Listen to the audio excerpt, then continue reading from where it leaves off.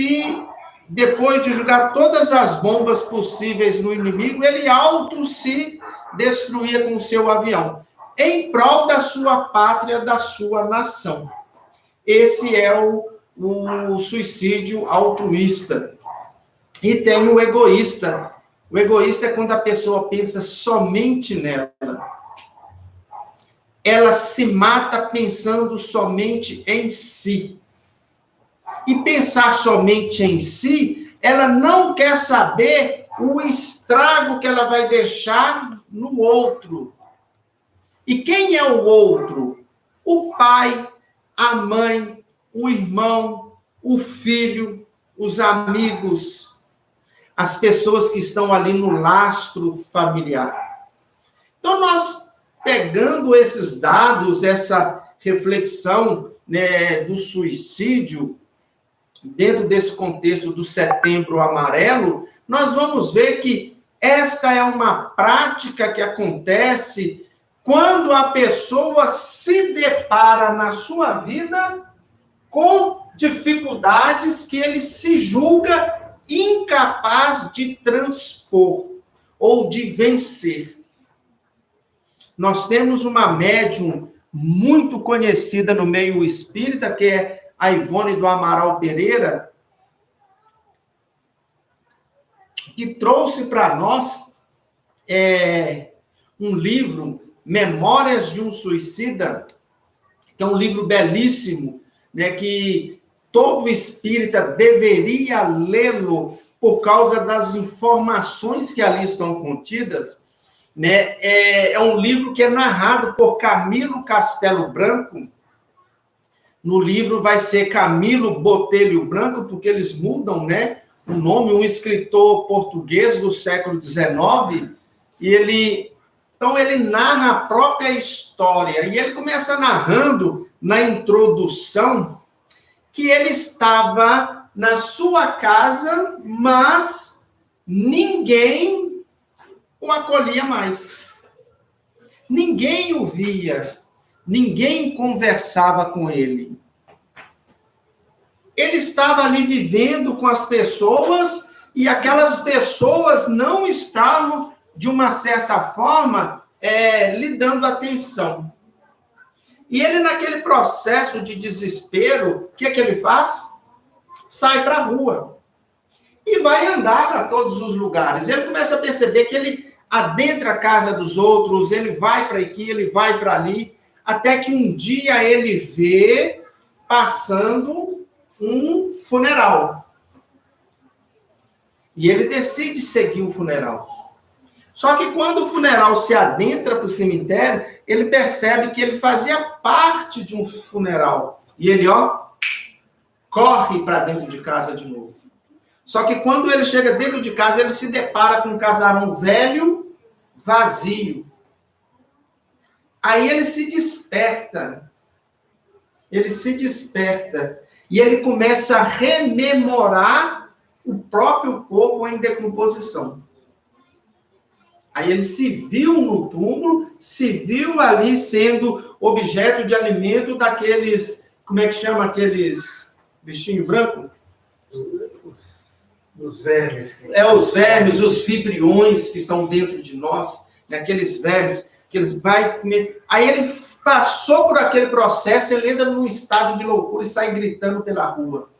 Aí ele é acolhido por um grupo de espíritos que, lá no livro, ele vai dar o nome de Lanceiros de Maria. E ele é levado para o Vale do Suicida. Lembrando que Vale do Suicida é uma colônia espiritual, onde os espíritos que estão passando por esse processo de autoextermínio, seja ele o motivo que for, e que é acolhido, ele é levado para essa região, e ali eles ficam sob a tutela de Maria Santíssima, protegidos das hordas de espíritos das trevas. Então, eles estão no Vale do Suicídio, que é uma colônia espiritual, protegidos por Maria Santíssima das hordas das trevas. Ali eles estão em segurança. Dizem que o Vale do Suicida é um lugar horroroso. É verdade. E ele mesmo vai dizer que lá não existe luz solar, não existe ar para respirar. É tudo fumarento, é tudo babento, gosmento, é úmido, é frio, é cinzento, lama. Mas ele vai falar assim, esse ambiente é o conjunto da mente daqueles que ali se encontram. Ou seja, o ambiente é funesto, porque funesto é a criação mental de cada um que está ali, forma um ambiente. E ele vai falar mais, que o Vale do Suicida não chega nem de longe em comparação ao Vale dos Leprosos. Aí ele faz uma narrativa do Vale dos Leprosos, que é narrado no Velho Testamento e no Novo Testamento. E ele fala assim, lá tem luz, o sol brilha todos os dias, tem chuva. Lá você tem o amor e o carinho dos seus parceiros. Aqui não, aqui é cada um por si. Cada um por si, na sua dor, no seu sofrimento, na sua angústia, na sua loucura. Então ele começa a fazer essa descrição. E qual foi, gente, a dificuldade que Camilo Castelo Branco encontrou para que ele chegasse ao extremo de auto se exterminar? Ele mesmo narra, dizendo o seguinte, ele era escritor, famoso, e o nome dele está na história, né? Camilo Castelo Branco. E ele vivia daquilo que escrevia. Se ele produzia, vendia o seu produto, tinha dinheiro, vivia uma série de tempo lá com o dinheiro. Quando o dinheiro estava se esgotando, ele já estava preparando outra obra, outras questões e ia. Só que chegou um determinado momento da sua vida que os seus olhos diminuíram de potência. A gente usa isso aqui, gente, porque os nossos olhos já estão diminuindo de potência. O meu é para leitura. Se eu não colocar, eu não consigo ler o evangelho que está na mesa. Aqui eu enxergo tudo bem. Enxergo o relógio lá, vejo os pontinhos preto. E sei que aqueles pontinhos pretos vai de 1 a 12, porque está gravado na minha memória. Consigo ver o Chico, Maria, Emmanuel, Bezerra, Jesus ali. Vejo tudo, consigo descrever. Mas vai chegando um momento que, além da visão próxima, a distante também começa a dar dificuldade. E foi isso que aconteceu com ele. Sem visão, sem produção. Sem visão, sem produção, sem dinheiro para pagar suas contas e manter a sua vida. As coisas foram ficando cada vez mais difíceis, mais difíceis. A dificuldade parecia ser intransponível se ele não tivesse deixado a ponta do iceberg que ele encobriu. Eu tinha orgulho demais para viver uma vida simples e de depender de pessoas. Não foi a perda da visão que lhe ocasionou o auto-extermínio. Foi o orgulho de não aceitar depender de pessoas. Este foi o grande obstáculo da vida dele. E ele tinha uma questão. Quando essa dificuldade chegou, ele ficou de frente dela. Ele precisou de fazer o uso do livre-arbítrio entre duas opções. Viver modestamente, mesmo que sendo com necessidades e dependência dos outros, ou fugir da vida heroicamente. Se a gente pudesse pegar aqueles 3 modelos de suicídio do Emílio Durkheim, O egoísta, o altruísta e o anômico, em qual dos três nós encaixaríamos ele? No egoísmo. Então, ele fez uma escolha. Qual foi a escolha?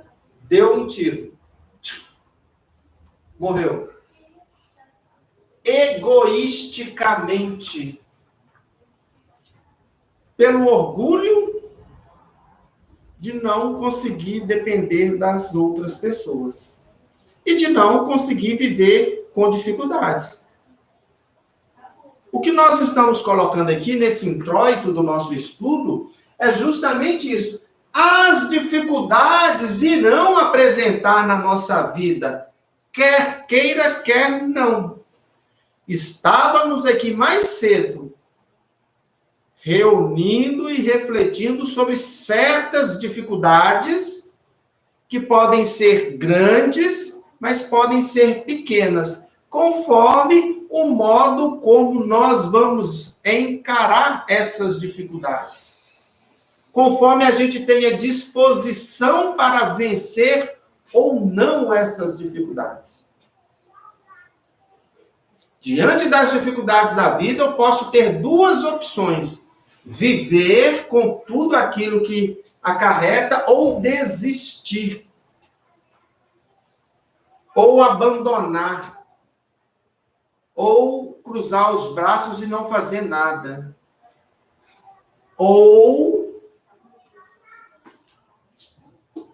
sair do jogo da vida. Só que sair do jogo da vida para entrar na verdadeira vida. Porque o que morre, gente, biologicamente é só o corpo. O espírito jamais irá morrer. O espírito não tem fim. Não existe morte para o espírito. Não existe morte para o espírito. E nós vamos chegar do outro lado tão vivos como estamos aqui. Só que com uma condição agravada. Uma lesão no meu corpo perispiritual pelo tipo de morte que eu infligi ao meu corpo. Pelo tipo de morte que eu infligi ao meu corpo. E nos processos reencarnatórios futuros, nós iremos encontrar aquela lesão gravada no nosso corpo, porque está no perispírito. Então, Aguinaldo, você está me falando que morrer pelo autoextermínio é a pior coisa que uma pessoa pode fazer? Exatamente. Mas não é o Aguinaldo que fala isso. Eu apenas estou traduzindo para vocês aquilo que aprendemos da doutrina dos Espíritos e aquilo que as leis divinas nos fala, nos mostra. Então, Aguinaldo, o espírito que morreu, nesse sentido, auto se exterminando, vai ser castigado por Deus e vai receber um corpo todo deformado? Não. Na lei de Deus não existe a palavra castigo nem punição. Na lei de Deus existe amor e misericórdia. O corpo é deformado porque naquela deformidade o corpo vai ser o remédio da deformidade do perispírito. E o espírito, na reflexão e nas dificuldades daquele corpo, vai se elevar em condições de compreender que a vida é muito mais ampla. Então, ele dá a volta por cima. Infelizmente, alguns espíritos repetem experiência, que foi até o caso da Joana de Ângeles. A Joana de Ângeles, não. Foi até o caso da Ivone do Amaral Pereira, que é autora espiritual do livro, autora encarnada do livro, né, Memórias de um Suicida. Por ela, Camilo Castelo Branco narra esta história. Então, nós vamos fazer uma relação, uma reflexão a respeito das dificuldades. Nesse tempo que falta. E daquilo que é o mais importante. Da valorização da vida. O Evangelho, segundo o Espiritismo, capítulo 5, que tem o título Bem-aventurados aflitos, que é o maior capítulo do Evangelho, ele vai falar que todas as dificuldades ou todas as aflições, elas estão pautadas em cima de uma lei divina. Não é aleatório, não é ao acaso que isso acontece, que as dificuldades acontecem. A Sofia, que está aqui com menos idade do que todo mundo, ela pode virar e falar assim, Aguinaldo, mas por que mora gente dentro de um apartamento de luxo, 3, 4 pessoas, e lá no Citrolândia, que a gente visita todos os sábados, a gente encontra lá barracão de 2 cômodos que tem 15, 16 pessoas morando. E a gente encontra isso lá, viu, gente? Porque é que tem gente que tem tudo que quer, tem bom emprego, tem boa saúde, tem uma inteligência vivaz, e nós encontramos gente passando fome e morando na rua. Esse é o anseio de querer conhecer da Sofia, 14 anos, que vai questionar. Nós temos um outro rapaz, amigo nosso, da idade da Sofia. Eu, Marco Túlio, que está aqui presente, e ele, o Pedro, nós fomos fazer a distribuição da cesta básica na comunidade do Citrolândia e chegamos numa casa de uma senhora de quase 90 anos, né? Aquela primeira senhora que nós somos. Ela só está com a cabeça um pouco atrapalhada devido à idade, a essas questões que vão acontecendo nessa idade. E ela apresentou lá para a gente a casa, o altar com os santinhos, uma conversa boa, agradável e tudo mais. E o Pedro viu aquela senhora. Gostou da casa, gostou do ambiente, uma casa limpinha, a filha da senhora lá limpando, fazendo a comida, né? Beleza, entregamos a cesta, conversamos um pouquinho, fizemos a prece, demos nela um passe e fomos para a segunda casa. A segunda casa é uma senhora que tem uma trasqueocomia. Aquele negócio que fica aqui, que ela fica respirando. Ela já teve um problema lá, que ela ficou paralisada numa cama, passou por diversas cirurgias, e hoje ela vive sentada num colchão, não movimenta direito, não conversa direito, com aquele negócio aqui, assim, aquele pininho, e é como assim, um sofrimento danado. Mas nunca que nós somos lá, nós encontramos ela triste, chorando, reclamando. Você já viu alguma vez ela fazer isso? Não. Nunca esteve triste, chorando, reclamando. Saímos dessa casa e fomos para uma outra casa. Só que nós estamos falando, gente, de beco e de barracão. Nós não estamos falando de um bairro organizado. Nós estamos falando de um aglomerado de casas que foram sendo construídas no entorno da colônia Santa Isabel, que por mais de 50 anos são os rancenianos do Estado.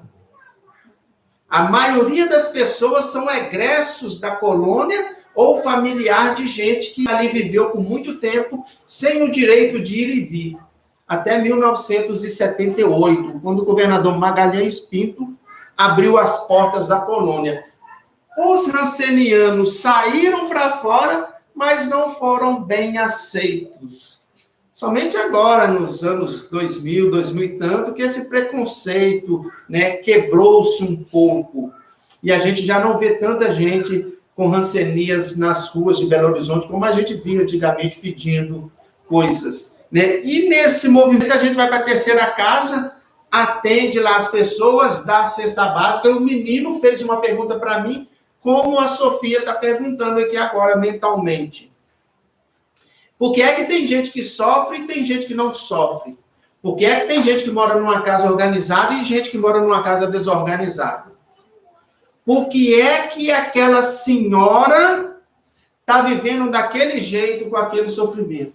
Aí o Pedro me faz uma pergunta a mim e o Marco Túlio. Aguinaldo, posso fazer uma pergunta? Eu falei assim, com toda certeza, faz. Ele falou assim, eu posso pensar que Deus é justo? Eu falei, mas em que sentido? Deus seria justo de colocar a gente sofrendo do jeito que essas pessoas que a gente está visitando? Um menino de 14 anos quer saber, como uma menina de 14 anos quer saber dessas coisas. E Kardec vem no item 1 do Evangelho segundo o Espiritismo, do capítulo 5, Bem-aventurados aflitos, né, o item 1, 2 e 3, vai falar da justiça das aflições. Claro que a gente não poderia dar uma explicação por Pedro, teoricamente. Aqui o Evangelho vai falar o seguinte, que sofrimento é resultante da nossa ação prática na vida. Quando nós infringimos as leis de Deus por diversas vezes no mesmo quesito. O que está sofrendo hoje, na nossa concepção de sofrimento, pode estar resgatando débitos com muita felicidade, que é o caso da senhora que está lá sorrindo, passando por diversas cirurgias, dependendo da comida alheia para sobreviver. Um dia eu e o pai do Marco Túlio, lá na colônia Santa Isabel, saindo de uma ala para ir para uma outra casa, chega um senhor todo feridento da lepra, o seu Luiz, que é o pai dele, que já esteve aqui, fez estudo e voltará a fazer, né? Pensou assim, mas como pode uma pessoa estar tão afetada desse jeito? E parece que a pessoa acolheu o pensamento dele e falou assim, olha, a minha doença é o meu remédio. E a gente pensa que ser leproso é o fim do mundo. E ele falou assim, a minha doença é o meu remédio. Um outro senhor que a gente teve a possibilidade de conviver com ele durante muitos anos dentro da colônia Santa Isabel, fizemos muita reunião mediúnica lá dentro, né, com ele e com outras pessoas. Ele virou assim, Aguinaldo, meu corpo é leproso, mas eu não sou leproso. Inclusive, aquele livro dos Espíritos que eu te dei era dele, do senhor Severo Augusto. Quer dizer, só passei de mão, né? Tem alguns lá que ele me deu. Espírita, que era acolhido por pessoas na colônia Santa Isabel, leproso, chagado, e ao invés de receber visita, ele visitava o coração das pessoas que iam visitar os internatos lá na colônia Santa Isabel. Tudo isso pautado numa lei, na justiça das aflições. E a justiça das aflições vai falar assim, ninguém vai passar por uma dificuldade sem que ela não tenha gerado uma matriz em si. Não existe dor ao acaso. E mais à frente, no item 4, 5, 6 e 7, Kardec vai trabalhar para a gente duas questões fundamentais em cima das leis divinas que vão pautar as nossas aflições. Que são causas das nossas aflições atuais e causas das nossas aflições passadas. Porque se a gente pensar, uma pessoa que trabalha até os 40 anos de idade, que era o caso do seu Severo Augusto, pai de 6 filhos, ele trabalhava na Mendes Juno na época, abrindo estradas, trabalhava com perfuratriz. Da noite para o dia, ele amanheceu com uma febre de 40 e tantos graus.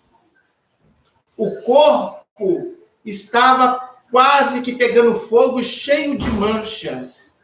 Até as 10 horas da noite do dia anterior, ele estava em perfeito estado de saúde fisicamente. levantou com febre, com o corpo manchado. O médico chegou, examinou, mandou isolá-lo, mandou colocar fogo na barraca que ele estava, que ele não entendeu, colocou ele dentro de um carro, trouxe ele lá para Belo Horizonte, ali na Praça Mário Werneck, que é do lado da Santa Casa, e ali na FEMIG, ali ele fez um exame que foi detectado que ele era ranceniano. E de lá ele foi conduzido para a colônia Santa Isabel, em 1963. Eu conheci ele por volta do ano de 95, 96, 97, por aí. Ele desencarnou em 2019. Nunca mais voltou para a família, para os filhos, para a sociedade. Aí ele pode perguntar, o que foi que eu fiz para merecer esse tipo de situação? Causas anteriores às situações que nós vamos passar por elas, que estão inscritas nas leis de Deus, que estão inscritas na nossa consciência. Ele poderia ter evitado o contágio da hanseníase? Não. Porque hanseníase não pega. Se pegasse, eu estava lascado. Eu vivi lá mais de 30 anos com pessoa, uns 25, né, mais ou menos. Mas eu conheci gente que nasceu lá, filho de hansenianos, e não é hansenianos, a Maria, que trabalha com a gente lá na casa de Etelvina. Então, hanseníase a gente não pega da alma, brotou nele, por necessidade. Mas esse mesmo senhor, você vê e fala assim, Aguinaldo, meu corpo é leproso, mas eu não sou leproso. Eu não sou leproso. Mas a lepra veio do seu passado, da necessidade de fazer uma correção da consciência perispiritual. Eu tenho praticamente certeza que ele conseguiu vencer essa etapa. Mas ele coloca aqui, tem aflições na nossa vida que são presentes. E elas estão intimamente ligadas à nossa imprevidência e à nossa irresponsabilidade. Em agir de determinada forma contrário àquilo que é benéfico para todos nós. Não estou falando coletivamente, não, estou falando intimamente, viu, gente? A gente sabe. Então, nós vamos ver que toda aflição tem uma justiça, toda aflição pode ser de uma causa anterior, aí é expiação, não tem como você fugir dela, e toda aflição presente está mais relacionado à sua imprevidência, à sua negligência, às suas atitudes. Essa você pode fazer tudo aquilo que estiver no seu alcance. A primeira coisa que a gente pode fazer quando a gente tiver com uma aflição sob negligência é o quê, Sofia?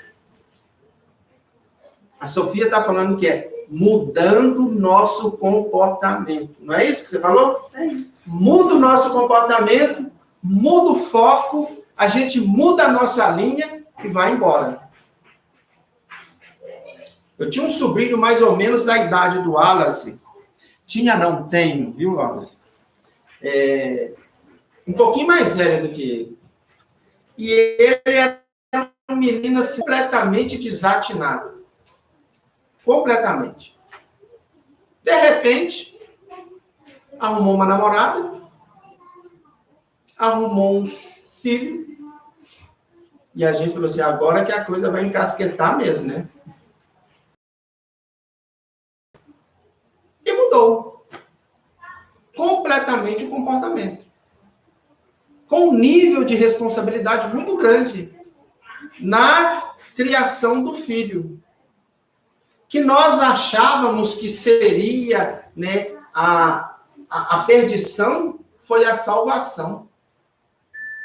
Gente, quantos casos que eu já escutei de moças que ficaram grávidas, o pai, por dureza do coração, Eu conheci uma que o pai deu nela 4 tiros de revólver 22, aquele... Quase matou a menina. Quase matou a menina, a filha dele. Porque ela apareceu grávida. Só que quando o neto nasceu, ela não morreu e o neto nasceu, né? O menino virou o xodó do avô, que quase matou a filha.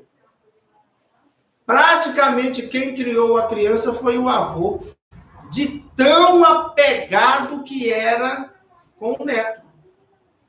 Mas ele quase cometeu um crime com a própria filha, com o próprio neto. Por ele ter uma dureza de coração. Não estou falando que a atitude da filha foi correta, mas ninguém está falando que foi incorreta. Foi uma atitude, foi uma experiência, que vai gerar dificuldades. Ou não. A gente não pode prever. A gente não sabe o que vai acontecer ali na frente. Então, nós vamos percebendo que todas as dificuldades, todas as dores e todas as aflições vão gerar desconforto. No primeiro impacto, no primeiro momento. Mas vai gerar lá na frente algo que vai ser produtivo para o espírito. Para o encarnado e para o desencarnado. E ele poderá, então, né, se refazer diante da vida. Feito essa introdução, nós vamos pular para o item 19, que é bem e mal sofrer. Bem e mal sofrer, Allan Kardec vai refletir sobre, é a mesma coisa, viver ou morrer. Passar pelas dificuldades bem ou passar pelas dificuldades mal. Viver ou morrer. Allan Kardec vai falar que a dor está presente na nossa vida. E se a gente for lá fazer uma reflexão sobre o conceito de dor, a gente vai ver que dor é uma experiência sensitiva da nossa vida humana. O que é uma experiência sensitiva? Eu pego uma agulha, vou ali no iotá e espeto o iotá. O iotá vai sentir a agulha perfurando a sua pele. Não é isso que todo mundo está fazendo, gente, com a agulha da vacina? A Michelle está danada para furar os outros aí, com essas vacinas dela. Não tem uma dor? Aquilo é uma experiência sensitiva. Eu sofri um acidente, bati lá, cortei a perna, quebrei o pé, caí, bati, dor na coluna, depois dos 30, 40, 50, isso vai ficando muito mais acentuado, a gente começa a ter dor aqui, dor ali, dor acolá, dor, experiência sensitiva. Dor, gente, é sofrimento? Não. Dor é um processo de conscientização que nós temos que algo está errado. No capítulo 9, nós vamos ter uma fala, né, do texto paciência, né, a paciência, que o Espírito de verdade vai falar para a gente o seguinte: a dor é uma bênção que Deus envia aos seus eleitos. A dor é uma bênção que Deus envia aos seus eleitos. Joana de Ângeles vai falar para a gente que a dor é a campainha da alma. Se estar doendo, é porque tem algo te chamando a atenção. Eu pisei no prego, a dor que eu vou sentir na sola do pé é uma mensagem que o meu corpo enviou para o meu sistema nervoso central. Você vai se ferir. Meu sistema nervoso central enviou uma mensagem, tira o pé daí. Mas quando a gente tira o pé, o prego já vem junto, não é isso? Essa dor é uma mensagem que a gente tem do nosso sistema nervoso central e periférico. qualquer parte do corpo que estiver sentindo um incômodo, o nosso cérebro registra e ele emite uma mensagem de dor. Isso é uma experiência sensitiva. Mas dor não é sofrimento, dor é uma bênção que Deus envia aos seus eleitos. Se você estiver com qualquer tipo de dor, Deus está te considerando um eleito. Ele está te chamando. Mas quando é que a dor se transforma em sofrimento? Se transforma em dificuldade?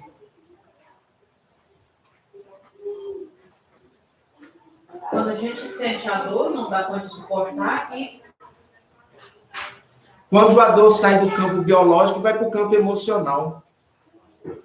O campo psicológico. Percebe? É uma experiência sensitiva emocional. Torna-se sofrimento quando o meu emocional se fragiliza diante daquela dor. A dor da perda de um ente querido. Tem gente que não suporta a perda de um ente querido.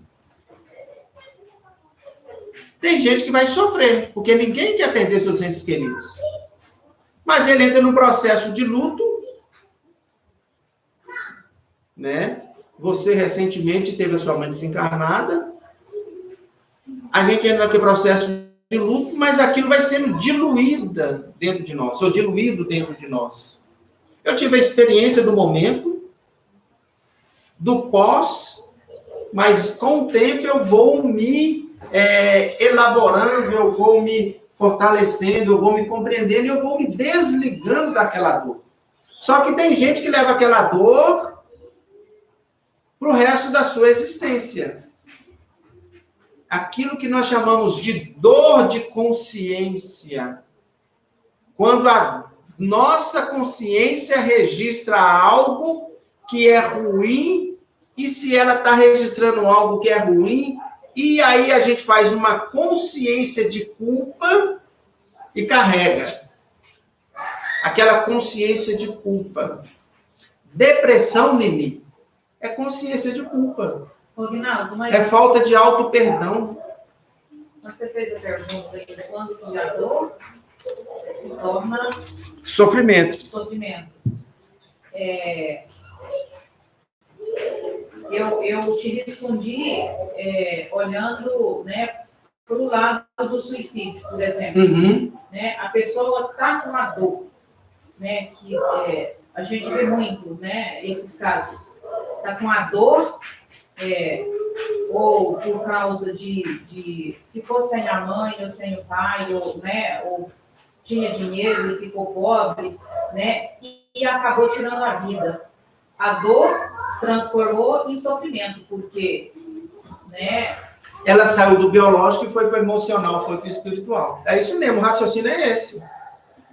E fica insuportável. Tem uma visão do budismo clássico que nunca ninguém vai ser feliz aqui. Tá? E é um conceito que foi trazido em que eu tenho que ser feliz aqui.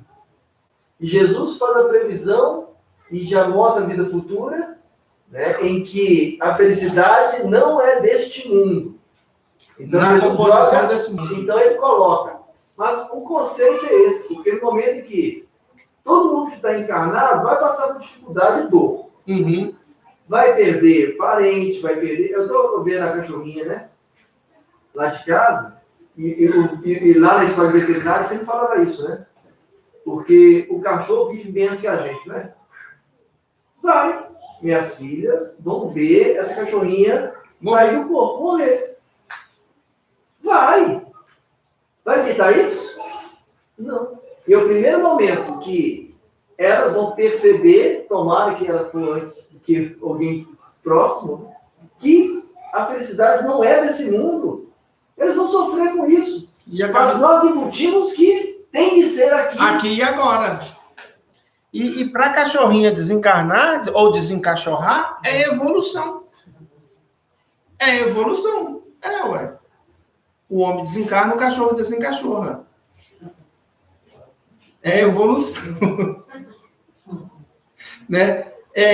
A gente tem que perceber que esse processo, dessa passagem do biológico para o emocional, o psicológico, é que se transforma em sofrimento, conforme as nossas disposições de enfrentar as dificuldades.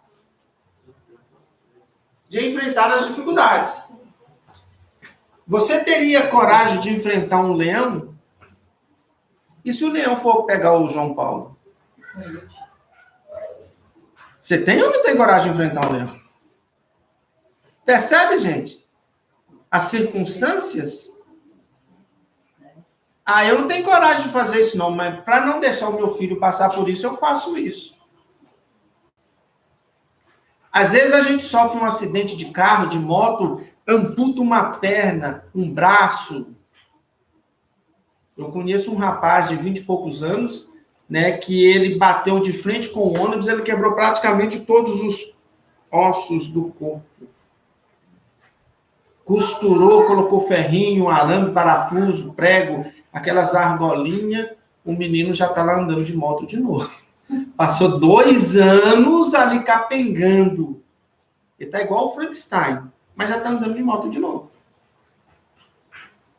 A gente dá conta de passar pelas piores dores. O nosso organismo apaga no momento e a hora que a gente assusta, a gente está lá no hospital, todo costurado. Mas quando a dor é psicológica, quando a dor é emocional, a gente leva ela para a mesa que a gente vai fazer uma refeição, a comida não desce. A gente leva ela para a cama para tentar dormir, ela não deixa a gente dormir. A gente leva ela para o trabalho para poder trabalhar e ela não deixa a gente trabalhar. A gente leva ela para qualquer lugar que a gente vai e ela não deixa a gente viver em paz. Né? Esse é o aspecto. Dentro desse conceito, gente, de suportar ou não essas dificuldades, né? A gente vai entrar na parte final ali, 10 minutos. Se alguém quiser fazer pergunta, pode, né? No capítulo 6, que é o pós-5. Capítulo 5, bem-aventurados os aflitos. Kardec vai trabalhar todos os tipos de aflições que nós padecemos, psicologicamente, afetivamente, emocionalmente e espiritualmente. Inclusive, aquilo que acontece com o nosso corpo. Morte de pessoas prematuras e uma série de coisas. Só que no capítulo 6, ele apresenta uma coisa que é fundamental para todos nós aqui, encarnados e os desencarnados que estão nos escutando nesse momento e quem está nos vendo aqui na televisão, no YouTube aí. Vinde a mim, todos vós, que estáis sobrecarregados e aflitos, que eu vos aliviarei. Tomai sobre vós o meu jugo e aprendei comigo que sou brando e humilde de coração. Jesus. Aprendei comigo que sou brando e humilde de coração. Aí achareis repouso para vossas almas, não para os vossos corpos. Pois é suave o meu jugo e leve o meu fardo. O jugo e o fardo de Jesus é o cumprimento da lei de amor, de justiça e de caridade. É ali que nós vamos encontrar o jugo leve. Mas Jesus está chamando todos nós que estamos passando pelas dificuldades da vida. Todos nós que estamos passando pelas dificuldades da vida. Fizemos um estudo sobre cartas de pessoas que se mataram no curso de psicologia. Geralmente, a pessoa que tem essa intenção e aparentemente ela vive uma vida normal, a gente vai assim, nossa, nunca poderia imaginar que fulano de tal fosse capaz de fazer isso. Mas quando você analisa nos pormenores, ele deixou um tanto de pistas nas redes sociais, na sua casa, em conversa com os amigos, no trabalho. Sinalizou. Às vezes ele está passando por uma angústia tão grande, mas não consegue falar ou não encontra alguém que possa escutá-lo.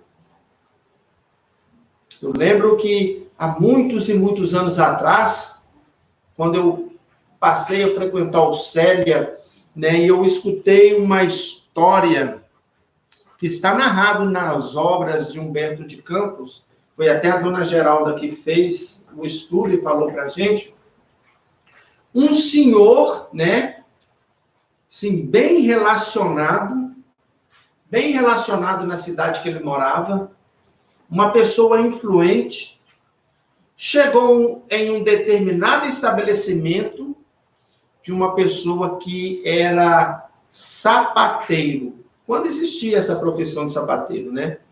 A gente conhece, todo mundo acha que aqui já conheceu o sapateiro, aquele que conserta sapato. E ele entrou para a loja desse rapaz, né? Eu falo loja, mas era uma lojazinha, né? E ele começou a conversar com o dono da sapataria. E foi conversando. Ele chegou lá por volta de 10 horas da noite, deu 2 horas da manhã, ele estava lá conversando, falando, e o sapateiro só arrumando o sapato. E ele foi falando, deu 6 horas da manhã, que era o horário que o sapateiro abria a loja. Só que ele passou uma noite inteira escutando uma pessoa que ele nunca vira na vida, falando na sua cabeça. Aí o homem falou assim com ele no final, bom, agora eu preciso de ir embora. Mas você salvou uma vida. Porque quando eu entrei aqui, eu entrei com uma última esperança de não me matar. Aí mostrou para ele um revólver que ele carregava na cintura. Procurei muitas pessoas antes de chegar na sua loja. E o meu objetivo era me matar. Como eu vi essa porta aberta, eu entrei e pude desabafar tudo aquilo que eu tinha para desabafar. E eu cheguei à conclusão que se matar não vale a pena. Então eu não vou fazer isso mais. E agradeço ao Senhor que pôde me escutar a noite inteira. Até eu esvaziar o meu baú de amarguras. E foi embora. Mais à frente ele voltou e pagou o dia de serviço daquele senhor. Porque ele era um homem muito rico. E o rapaz precisou de fechar a loja e dormir, descansar, porque ele tinha praticamente 24 horas sem dormir. 12 escutando. Mas esse homem encontrou alguém que o escutava. Encontrou uma porta aberta. Hoje, infelizmente, a gente está encontrando muitas portas fechadas. Das instituições que defendem a vida após a morte, que defendem que a morte não existe, e das pessoas que ainda não se dispuseram a abrir para o outro espaço. Jesus está nos convidando, venham a mim, mas Jesus não vai vir pessoalmente. Jesus vai vir me atender através da Sofia, através da, da Michele, quase que eu esqueci o nome. Através da Michele, através da Clara, através de alguém que se disponha, através do Marco Túlio, alguém que se disponha a abrir seu coração sem julgamentos, a calar a língua, a silenciar a mente, sem condenações. Escutar. Escutar o que o outro tem para falar. Quando ele te procurar.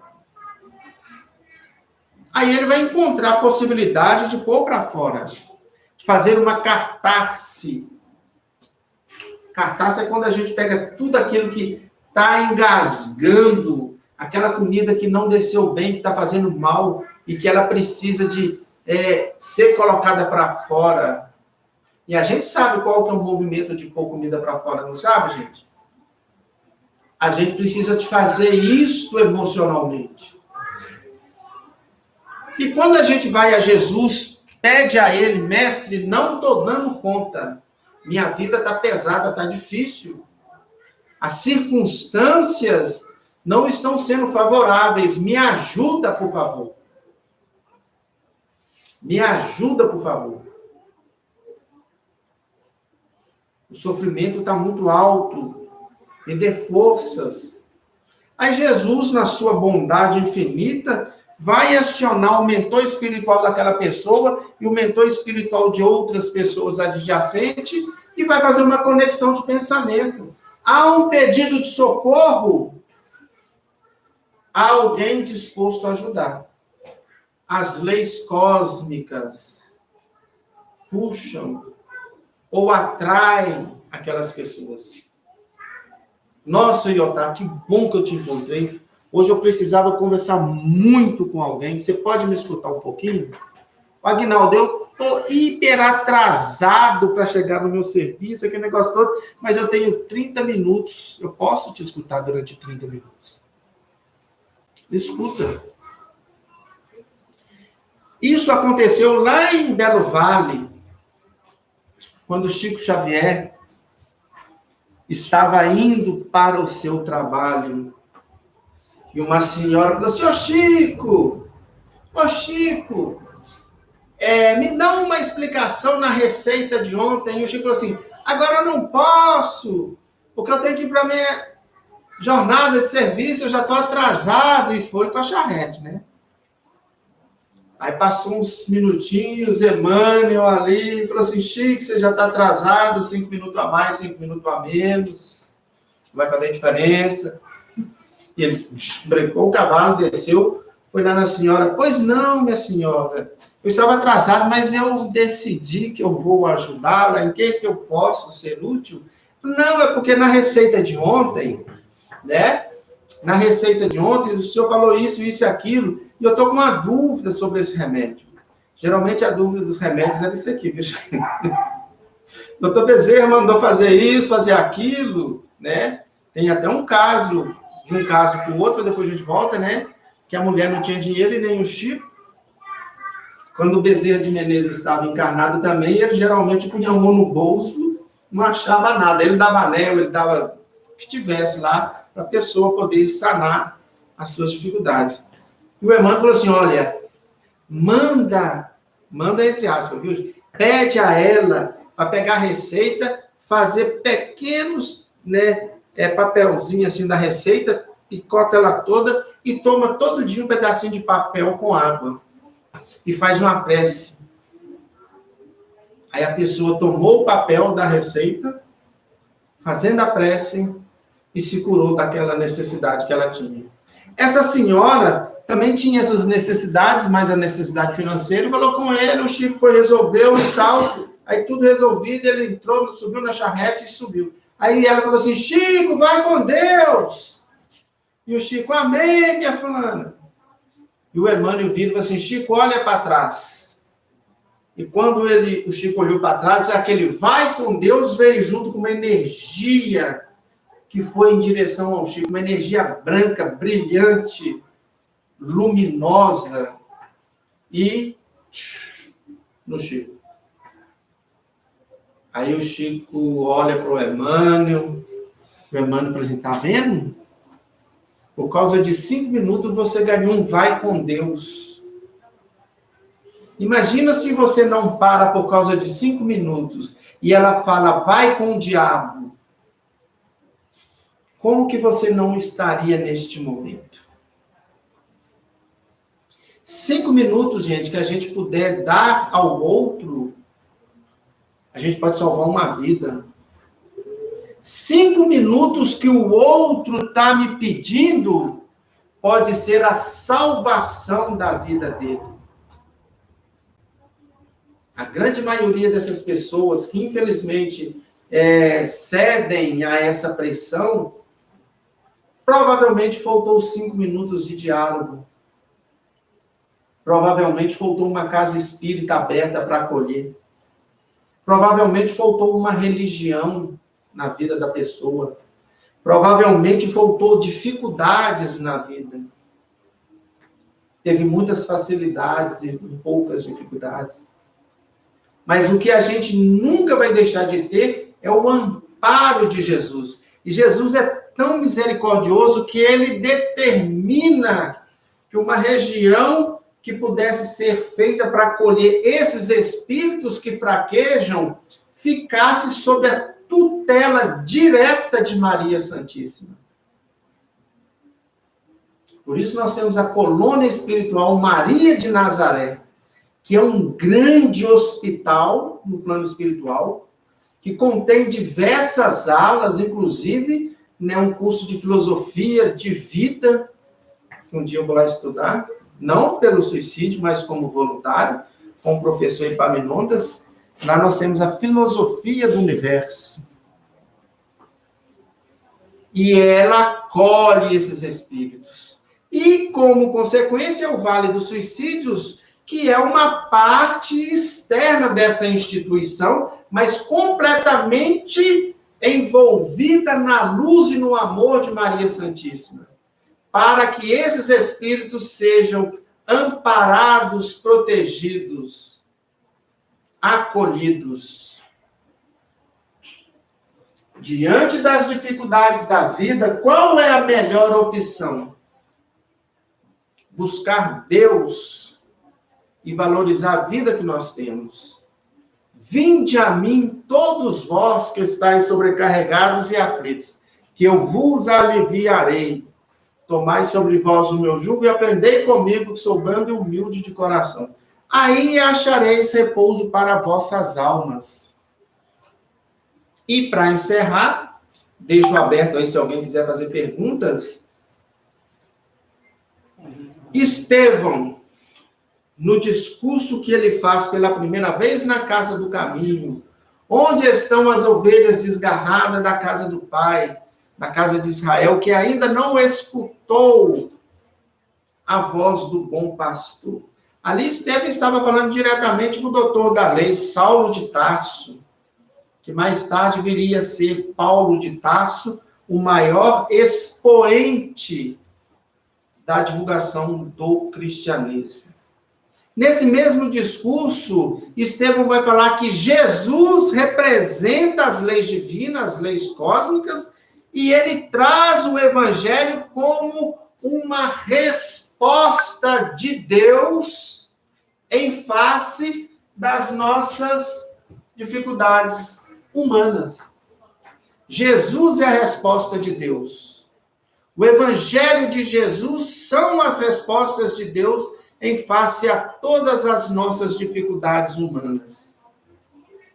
Se eu sou capaz de parar a Sofia, pedir ela 30 minutos do dia dela para me escutar, Jesus tem a eternidade dos tempos para nos escutar.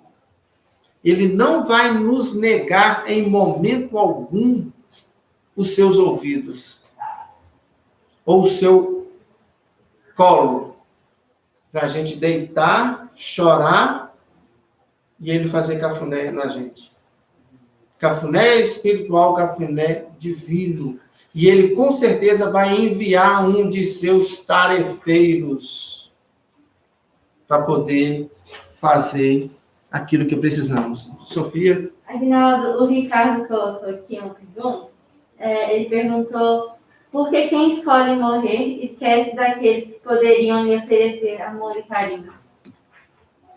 Por que quem escolhe morrer esquece daqueles que poderiam oferecer amor e carinho? E se encaixa naquela forma de suicídio egoísta que Emile Durkheim nos apresenta, mas também pode ser uma forma muito grande de depressão e solidão que a pessoa apresenta, né? Uma dificuldade muito grande de se aceitar na vida. É uma resposta muito complexa, uma pergunta muito complexa, muito ampla. A gente não sabe o mundo mental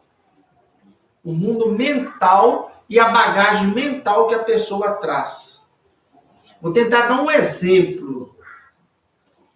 O espírito tem, na sua dinâmica, um campo psíquico feminino, ânima, e um campo psíquico masculino, ânimos. Nós somos compostos desses dois campos, masculino e feminino, psiquicamente. Nós trabalhamos diversas existências numa forma feminina. E, em um dado momento, nós temos que ter experiências masculinas. Então, nós vamos sair de um corpo feminino que me deu experiências e psiquismo feminino e vou atuar num corpo masculino. Isso pode ser um processo natural das leis divinas, da nossa evolução, como também pode ser um processo de imposição. Eu, como mulher, eu abusei muito dessa situação, fiz uma série de questões equivocadas e agora eu vou para outra parte, para outra polaridade para ver os abusos que eu fiz.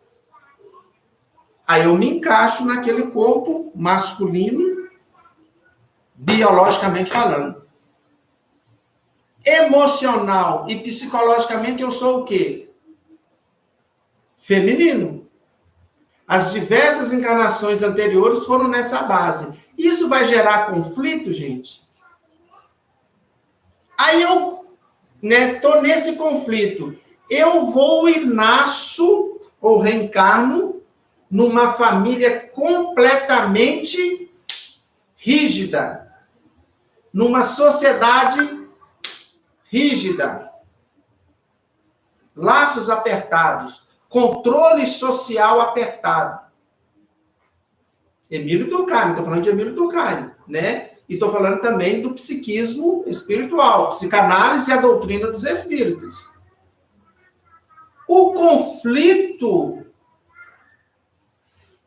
que bate aqui, pode levar a pessoa a fazer isso. Eu não suporto, porque existe rigidez ao meu lado. Aí ele pode, sim, perder as forças, as esperanças e cometer esse ato. Isso é um exemplo daquilo que pode acontecer na nossa intimidade. Nós não sabemos os nossos conflitos, os nossos erros passados que vão se acumulando e hoje a gente tem. Mas o que a gente tem de muito potencial, a doutrina dos Espíritos, o Evangelho de Jesus, a boa amizade, a conexão com Deus, que vai nos permitir passar por essas questões. Não estou falando aqui de certo ou de errado. Estou falando de condição íntima de cada um em relação às leis divinas. Eu penso que é mais ou menos por aí. Mais alguma pergunta? Alguém, gente, quer fazer alguma pergunta? Fale agora ou se cale para sempre. Ou até a próxima semana, né? Quando o Marco Túlio for fazer o estudo. Então é isso, gente. Valorizar a vida é a gente levar até o fim a nossa carreira. Combati o bom combate.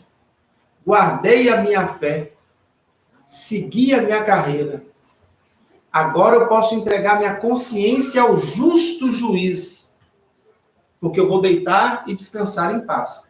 Mesmo que o corpo esteja completamente desconjuntado. Mesmo que o corpo esteja completamente desconjuntado. Valorizar a vida é a melhor opção. Por quê? Valorizar a vida é a melhor opção. Porque a morte não existe. A morte não existe. E a vida principal não é essa que nós estamos vivendo encarnados. É a vida espiritual. Só que a vida espiritual, ela é a consequência da nossa vida material. É a consequência da nossa vida material. Eu vou falar uma coisa para a gente entender isso. Uma boa noite de sono, ela só vem quando a gente deita na cama e fala assim, nossa, graças a Deus, hoje eu cumpri todos os meus deveres. Posso dormir em paz. Não prejudiquei ninguém. E se eu prejudicar alguém, no outro dia eu levanto, vou lá e vou me reconciliar com ela. Procurei agir no bem, no que tange a lei de justiça, de amor e de caridade, na sua mais alta expressão. Capítulo 19 do Evangelho segundo o Espiritismo, sedes perfeito, como perfeito é o vosso Pai Celestial. Santo Agostinho fala na pergunta 919, e o Espírito lá, Kardec, vai falar isso para a gente sobre o homem de bem. Eu só vou dormir bem quando eu tiver minha consciência tranquila e em paz. Eu só vou chegar do outro lado da vida bem quando eu conduzir minha vida com dores ou sem dores, com dificuldades ou sem dificuldades, cumprindo os meus deveres, nas forças da medida, ou na medida das minhas forças. Ok? Agradeço. Vou passar a palavra para o Marco Túlio, para fazer um encerramento. Que Deus nos abençoe e nos guarde. Vocês aí de casa, muita paz, muita luz